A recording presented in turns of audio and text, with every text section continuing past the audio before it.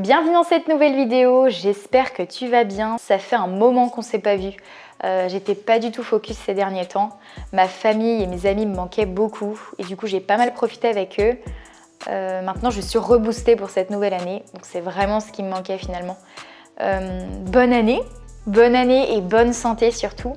J'espère que tous tes projets vont se réaliser cette année et je te souhaite de réussir tout ce que tu entreprends. Maintenant, on peut rentrer dans le vif du sujet et tu le sais déjà, je t'en parle dans toutes mes vidéos, enfin dans la plupart de mes vidéos, ça revient souvent et je te dis que la meilleure manière de s'entraîner, c'est de suivre une programmation d'entraînement. Et pas n'importe laquelle, pas une programmation toute faite que tu vas retrouver sur internet, pas la programmation de ton voisin, même s'il a les mêmes objectifs que toi. Un programme qui te correspond à toi et toi seul. Tout simplement parce qu'on est tous différents. La meilleure manière de suivre une programmation d'entraînement est soit de se faire coacher par un professionnel qui saura établir un programme spécifiquement adapté à tes objectifs, ou alors de créer ton propre programme d'entraînement. Alors peut-être que tu es en train de te dire que tu sais pas comment faire, que tu n'as pas les connaissances suffisantes pour créer ton programme.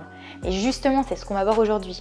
Je vais te donner les points essentiels sur lesquels il faudra que tu t'attardes pour créer ton propre programme. Alors il existe plusieurs manières de le créer, plusieurs manières de s'entraîner. Je ne détiens pas du tout la vérité absolue, mais juste je vais te permettre en fait de te donner des points clés, on va dire, je vais te donner des petits conseils qui vont te permettre de le créer plus simplement. Après, à toi d'appliquer les conseils, à toi de tester, à toi d'en tirer tes propres conclusions parce que comme je te l'ai dit tout à l'heure, on est tous différents. Et ce qui va fonctionner pour moi ne va peut-être pas fonctionner pour toi. Ce que je vais préférer faire va peut-être pas du tout matcher avec toi et tu voudras peut-être fonctionner d'une façon différente. Donc il faudra que tu testes et que tu détermines ce qui fonctionne pour toi ou non. Et on commence tout de suite avec la première chose à déterminer quand il s'agit de créer son programme d'entraînement. Eh bien, c'est ton objectif. Pose-toi les bonnes questions. Qu'est-ce que tu recherches à travers ce programme d'entraînement? Est-ce que tu veux prendre de la masse musculaire? Est-ce que tu veux perdre de la graisse corporelle? Est-ce que tu veux apprendre des figures en calisthénie? Est-ce que tu veux améliorer ta souplesse? Qu'est-ce que tu cherches à travers ce programme? Vraiment, prends le temps de te poser les bonnes questions. Par contre, ne t'éparpille pas trop. Choisis peu d'objectifs, entre 1 et 5 environ, pour que ce soit réalisable. Ne choisis pas 5 objectifs haut du corps ou 5 objectifs de souplesse. Essaie de répartir ces 5 objectifs sur tout ton corps. Tout simplement parce que si tu procèdes de cette manière, tu vas pas pouvoir progresser sur chacun de ces objectifs sans qu'ils interfèrent les uns entre les autres. Et en plus, tu n'auras pas assez de temps pour tous les travailler efficacement. Et en voulant être partout, on finit par être nulle part. Alors essaie de répartir tes objectifs sur le haut et le bas de ton corps. Par exemple, tu peux avoir l'objectif de maîtriser les pistol squats, le pancake, le pont, de savoir faire les tractions et le handstand. C'est tout à fait possible à condition que ces mouvements soient bien répartis dans tes séances de manière à ce que tu puisses progresser sur chacun d'eux. Et maintenant que tu as déterminé les mouvements que tu souhaites maîtriser, eh bien sois un petit peu plus précis. Combien de pistoles tu veux savoir faire? Combien de tractions? Combien de temps tu veux tenir ton handstand? Essaie d'être vraiment le plus précis possible pour pouvoir mesurer tes progrès. Mais par contre, ne sois pas trop ambitieux, donne des chiffres réalisables. Essaie d'avoir une vision à court moyen terme. Alors peut-être que tu aimerais te lester à 30 kg sur tes pistoles et faire 15 répétitions de chaque jambe, mais tu comprends bien que tu ne vas pas pouvoir valider cet objectif après ton cycle d'entraînement. Ça te demandera encore des semaines et des semaines d'entraînement avant de valider ton objectif. Commence déjà par exemple par 3 pistol squats de chaque jambe, tenir le handstand 10 secondes dos au mur, réussir à aligner tes épaules au-dessus de tes mains en pont. Plus tu seras précis, plus tu pourras prendre du recul sur tes entraînements et savoir si tu te rapproches de ton objectif. En ce qui concerne la nature de ton cycle d'entraînement, tu peux choisir de travailler en hypertrophie, donc pour créer de la masse musculaire, ou alors de travailler en force pour la développer. Si tu n'as jamais suivi de programmation d'entraînement, je te conseille de commencer par un cycle d'hypertrophie. Quand on travaille l'hypertrophie, on privilégie les répétitions longues pour augmenter le volume de chacune de ses fibres musculaires. On travaille entre 60% et 75% de ses capacités maximales. Les répétitions de tes exercices pourront se situer entre 8 et 12, ou bien 10 et 15. Arrête-toi à 3-4 reps de l'échec, qui veut dire que si tu peux réaliser maximum 15 tractions avec élastique, tu devras t'arrêter à 11-12 répétitions sur chacune de tes séries. Puis au fil des semaines, rapproche-toi de l'échec jusqu'à arriver à 1 rep de l'échec. Tes séries pourront se situer entre 3 et 5, et ton temps de repos pourrait se situer entre 1 minute 30 à 2 minutes. Ce sera beaucoup plus cohérent de commencer par un cycle d'hypertrophie pour créer de la masse musculaire, pour ensuite partir sur un cycle de force pour la développer. Si tu sors d'un cycle d'hypertrophie et que tu souhaites travailler en force, alors tes répétitions pourront se situer entre 4 et 7, et tes séries entre 3 et 5. Tu travailleras entre 75% et 90% de tes capacités maximales. Donc c'est-à-dire qu'il faudra que tu adaptes l'exercice de manière à ce que tu fasses minimum 4 répétitions en étant à 3-4 reps de l'échec la première semaine. Tes temps de repos seront un peu plus longs, entre 3 et 5 minutes. Je te donne à chaque fois des tranches de séries et de répétitions parce que tu verras qu'au fil des semaines, tu augmenteras ton nombre de séries et de répétitions. Parce qu'il faut que ce soit progressif pour être en constante évolution. D'ailleurs, la première semaine, je te conseille de commencer par le minimum de répétitions. Donc par exemple 8 ou 10. Et ensuite, augmente au fil des séances. Et idem pour les séries, c'est exactement pareil. Commence par 3 séries, puis augmente au fil des semaines. Quel que soit le cycle que tu choisiras, pars sur un cycle de 4 à 8 semaines. Détermine une durée précise, par exemple 6 semaines. Le but est de mettre un chiffre précis pour pouvoir mesurer tes progrès à la fin de ton cycle. Maintenant, la deuxième question à se poser est combien de fois tu peux t'entraîner par semaine et pas combien tu veux.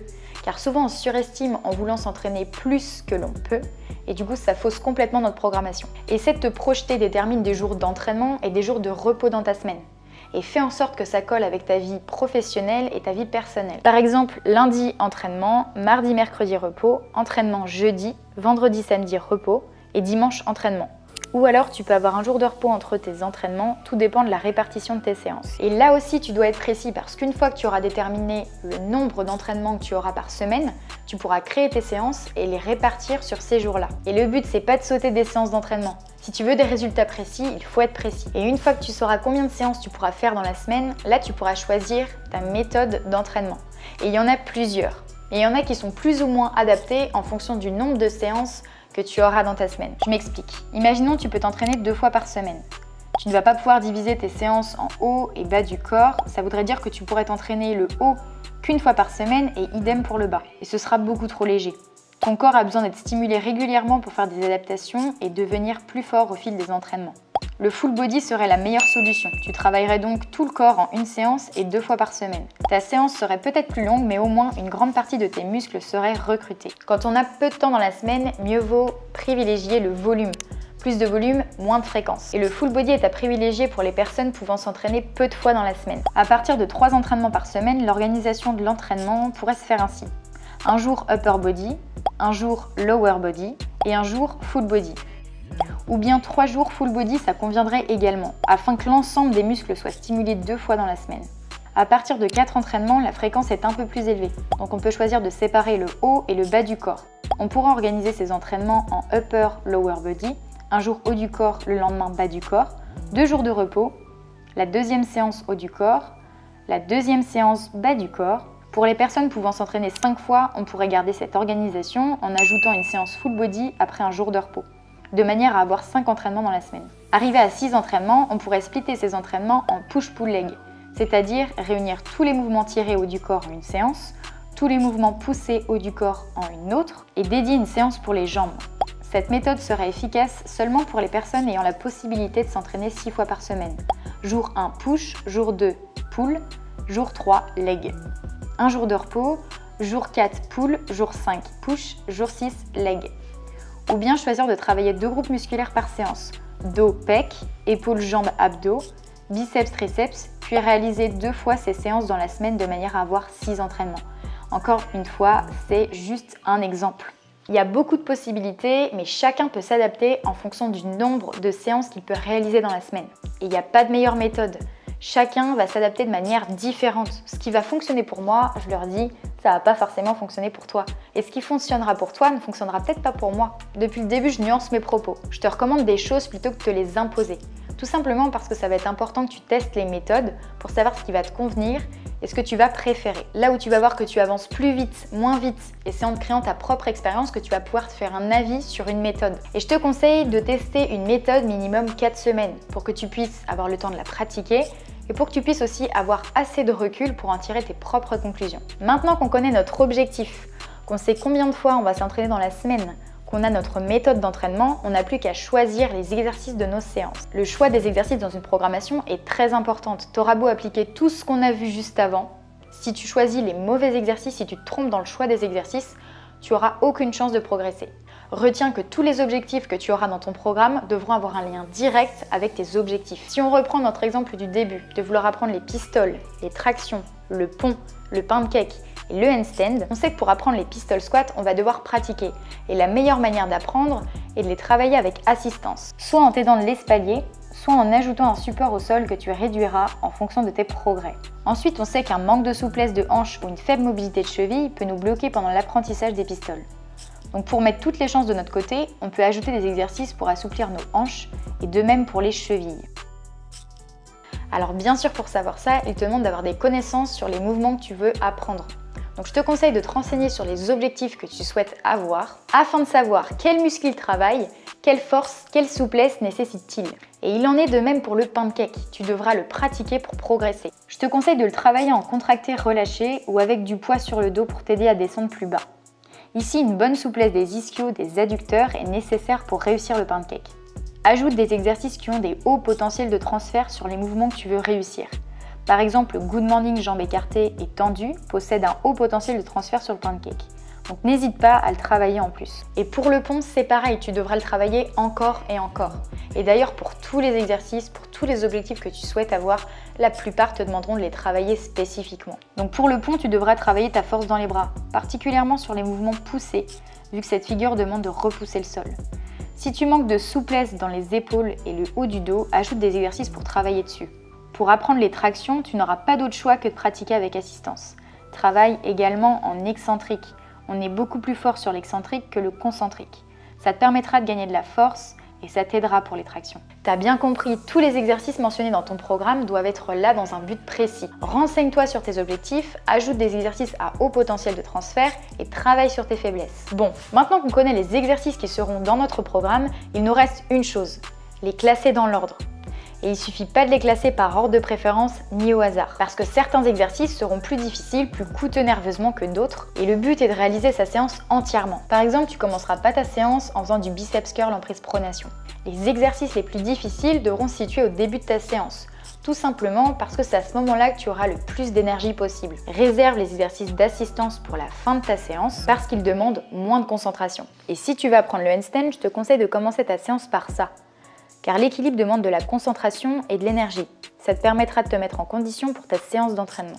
Et une fois que tu auras pratiqué l'équilibre, place aux exercices de musculation.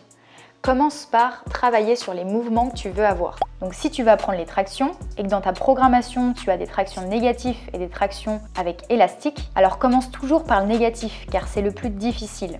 Idem pour les pistol squats. Au lieu de commencer par le Good Morning ou le Nordic Curl, si c'est ton objectif, ils doivent faire partie des premiers exercices de ta séance d'entraînement. Et la suite des exercices dépendra de la méthode que tu as choisie pour t'entraîner. Si tu t'entraînes en full body, alors je te conseille de commencer par la partie qui te coûte le plus. Si c'est le haut du corps, alors commence par le haut avec les exercices les plus difficiles.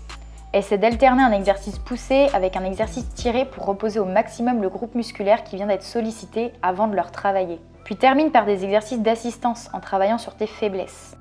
Et finalement, peu importe les méthodes d'entraînement utilisées, retiens bien que la séance d'entraînement doit toujours commencer par les exercices les plus difficiles et ça doit être dégressif. On arrive sur la fin de la vidéo et on a vu ensemble les 5 points essentiels pour créer ton programme d'entraînement. On a vu qu'il fallait déterminer son objectif, qu'il fallait déterminer sa fréquence d'entraînement, sa méthode, ensuite le choix de ses exercices et l'ordre. Pendant toute la durée de la vidéo, j'ai fait exprès de nuancer mes propos. Il y a encore des milliers et des milliers de manières de s'entraîner. Ceci est juste une trame pour t'aider à créer ton premier programme d'entraînement de la manière la plus simple possible. Et j'ai fait exprès de ne pas rentrer trop dans les détails, de parler que de l'essentiel pour que ce soit clair et simple pour toi. C'est la fin de cette vidéo, j'espère que ça t'a plu et que ça va t'aider à créer ton premier programme d'entraînement. En tout cas, moi, ça m'a fait super plaisir de te partager tous ces conseils. N'hésite pas à me dire dans les commentaires si tu as l'habitude de créer tes programmes ou si tu suis la programmation d'un coach. Et si tu me découvres dans cette vidéo, je m'appelle Charlène, je suis coach sportif diplômée et je crée du contenu sur la musculation et l'entraînement au poids de corps en général. Et si ce sont des contenus qui t'intéressent, n'hésite pas à t'abonner et tu peux aussi me rejoindre sur Instagram. Je partage des entraînements, des conseils, ma vision de voir l'entraînement et c'est le réseau où je suis la plus active. Donc je te mets le lien en barre d'infos et je te mets également le lien de mon coaching en ligne si ça t'intéresse. En tout cas, moi je te souhaite bon courage pour les entraînements et je te dis à très bientôt dans une prochaine vidéo. Bye!